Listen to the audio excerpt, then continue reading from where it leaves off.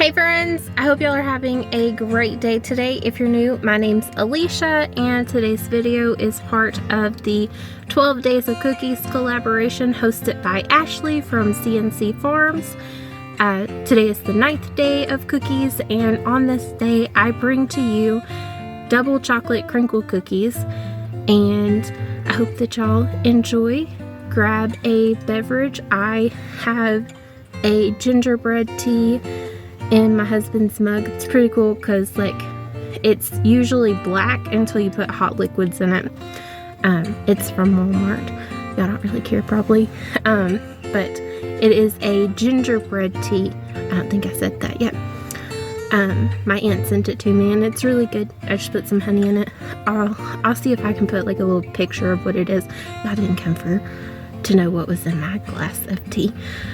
But anyways, I'm going to leave a link to Ashley's channel, CNC Farms, in the description box, and I will also leave a link to the 12 Days of Cookies collaboration playlists in the description box. That way y'all can watch all of the cookie videos and get plenty of cookie inspiration for, it's Christmas. You gotta make lots of cookies.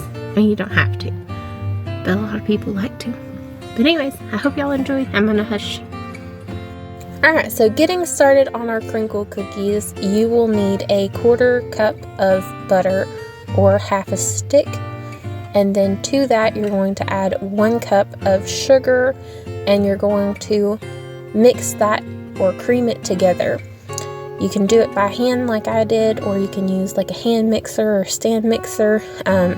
I wouldn't recommend doing it with a teeny tiny spatula like this, but hey, if you like making things hard on yourself like I do, then go right ahead. Once you get it creamed together, you'll add 2 eggs and then mix that once again. I am going to leave a link to the original recipe in the description box. However, I am not following that recipe. I did make a few modifications. One, because I didn't want to have a chilling period. I guess I'm just not patient enough for all that. But once you've got your eggs mixed in, then you'll add half a cup of cocoa powder, 1 teaspoon of vanilla, and then 1 teaspoon of baking powder. You'll also want to add a pinch of salt, or about 1/4 of a teaspoon. And also another note, I didn't do the full original recipe. I halved the original recipe, but like I said, I did modify it a good bit. So once you get all of those ingredients added in, you'll want to add 1.5 cups of flour. You'll notice that I add in 1 cup, and then it appears that I'm adding a random amount. It's because after I added the first scoop, I realized that I had 1/3 cup.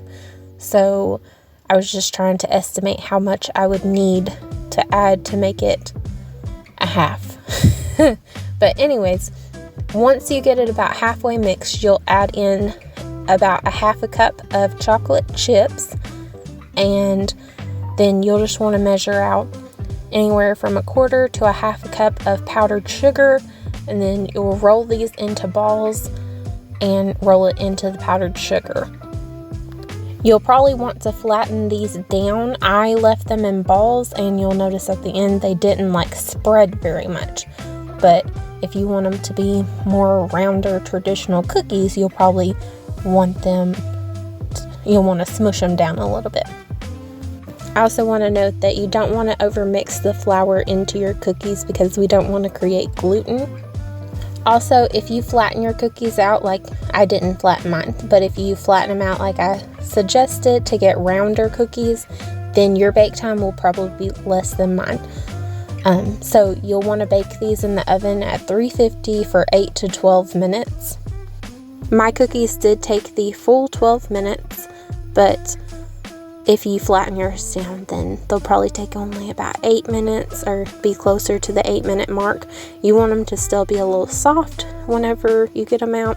This is what they look like whenever they came out of the oven, and these were so good. We ate them while they were still a little warm, so the inside tasted kind of like fudge, but I'm betting even if they would have cooled completely, they would still be amazing. Alright friends, that was it. I hope that y'all give these cookies a try. If you do, let me know how they turn out for you and what you think of them. But above all, never ever forget, Jesus loves y'all and I love y'all too. I hope you have a great day. I'll see you soon. Bye.